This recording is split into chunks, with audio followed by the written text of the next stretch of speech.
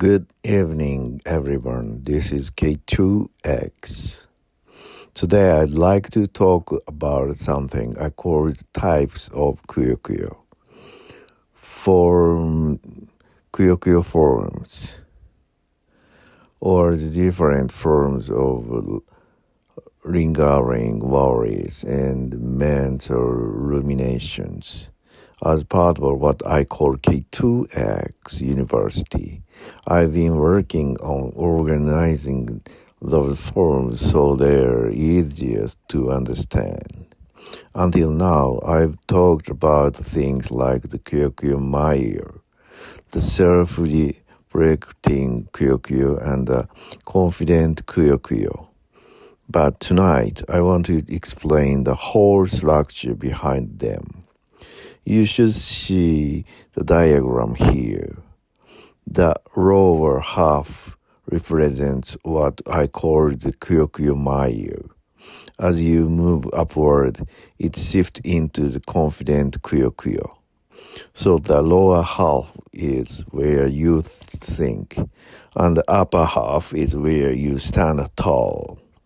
For about 30 years, I myself lived in this Kuyokuyo world, especially in the lower left area. Let me explain how the left and right sides work. The left half represents worries that press in on you. You're just living your life, doing your work, and worries come at you whether you like it or not. That's the left side. The lower left is the deepest mire, where the intrusive, pressing Kuyokuyo drags you down. This is the place I call the Kuyokuyo mire, and I spent a long time there.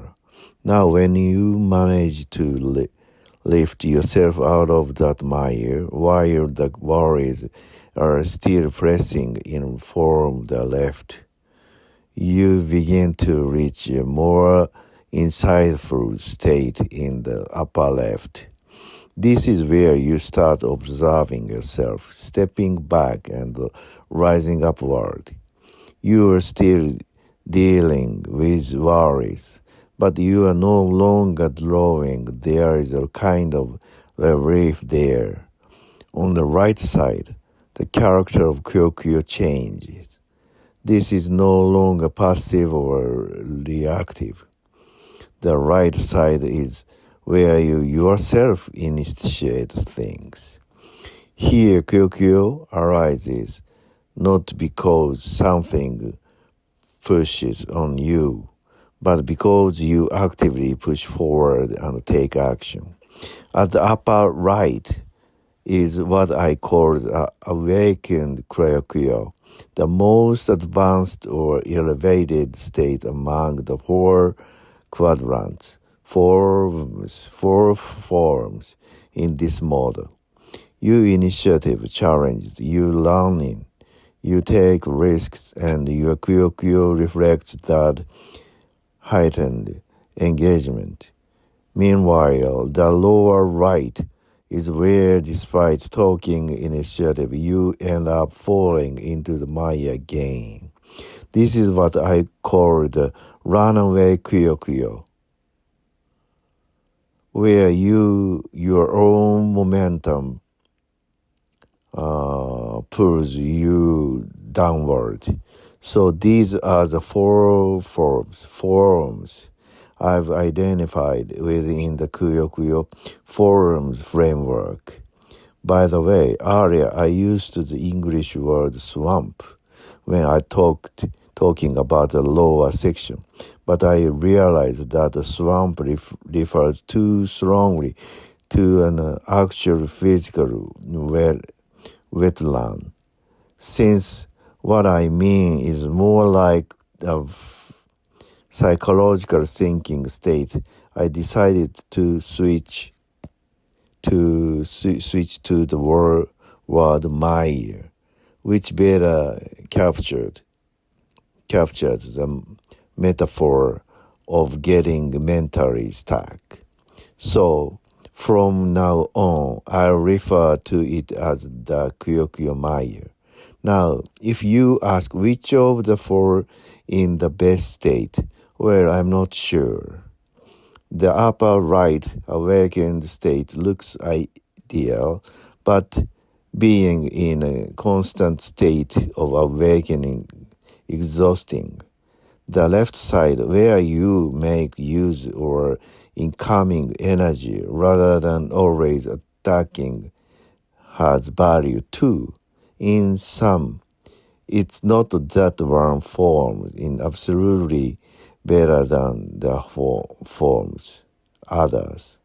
What matters in understanding where you are recognizing the tendencies of each form and facing their honesty.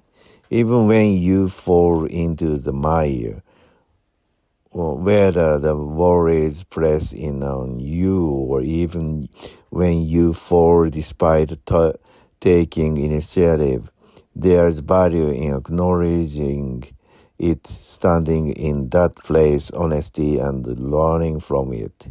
Of course, remaining in the mire is tough, so ideally, we'd like to rise upward when we can. I hope this diagram helps you reflect on where you are in your own Kuyokuyo patterns. And to be honest, I'm still figuring things out myself. What each area means, how they relate, and what balance is truly best. But through this kind of framework, I believe we can find a healthier way of working with our Kuyokuyo. I'd love to hear your thoughts and I plan to keep using this diagram in future talks. Thank you, and I'll see you again next time. それではまた。